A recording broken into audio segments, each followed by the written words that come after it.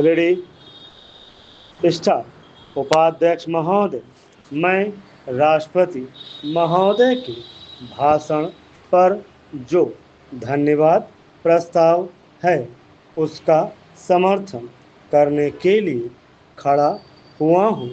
मुझे इस बात की खुशी है कि हमारी सरकार ने समाजवाद का केवल नारा ही नहीं लगाया है, बल्कि समाजवाद को मूर्त रूप देने के लिए कदम भी उठाने प्रारंभ कर दिए हैं।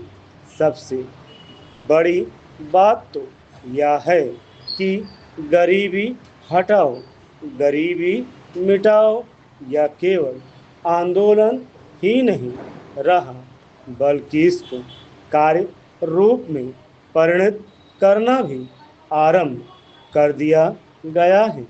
इसके लिए मैं अपने प्रधानमंत्री को जितना भी धन्यवाद दूं वह थोड़ा ही है। मुझे आपसे यह भी कहने का साहस हो रहा है कि सरकार ने इस समय हमारे पहाड़ी क्षेत्रों को पूर्ण राज्य का दर्जा दे दिया है। आज तक तो वे बिल्कुल पिछड़े हुए थे।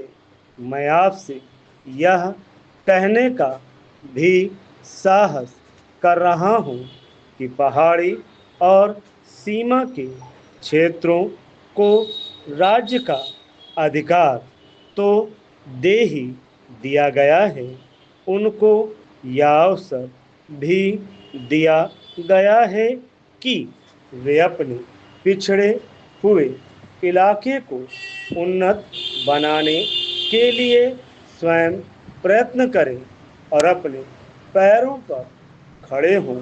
लेकिन मुझे बड़े दुख के साथ आपके सामने यह कहना पड़ रहा है कि हमारे उत्तर प्रदेश के जो पहाड़ी ज़िले हैं वे आज भी बहुत ज़्यादा पिछड़े हुए हैं और उनको कोई देखने वाला नहीं है। मैं सरकार का ध्यान इस बात की ओर दिलाना चाहता हूँ कि कुछ दशक पहले इसी दिल्ली में पहाड़ी इलाकों के सैकड़ों भूमिहीन किसानों का एक बहुत बड़ा जुलूस निकला था और उन्हें हमारे राष्ट्रपति ने आश्वासन दिया कि उनकी भूमि समस्या हल करने के लिए वे उत्तर प्रदेश की सरकार को लिख रहे हैं। लेकिन आपको सुनकर आश्चर्य होगा कि कई वर्ष बीत गए हैं, किंतु एक चप्पा भूमि भी किसी भूमिहीन को आज तक नहीं दी गई है।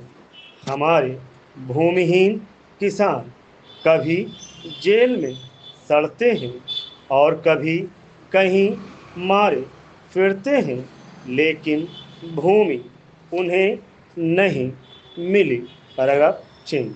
इसी प्रकार मैं आपको यह भी बता देना चाहता हूँ कि एक बार हमारे मुख्यमंत्री जी ने भी लिखा था कि हमारे उत्तर प्रदेश के जो पहाड़ी ज़िले हैं वे पूरी तरह से पिछड़े हुए हैं।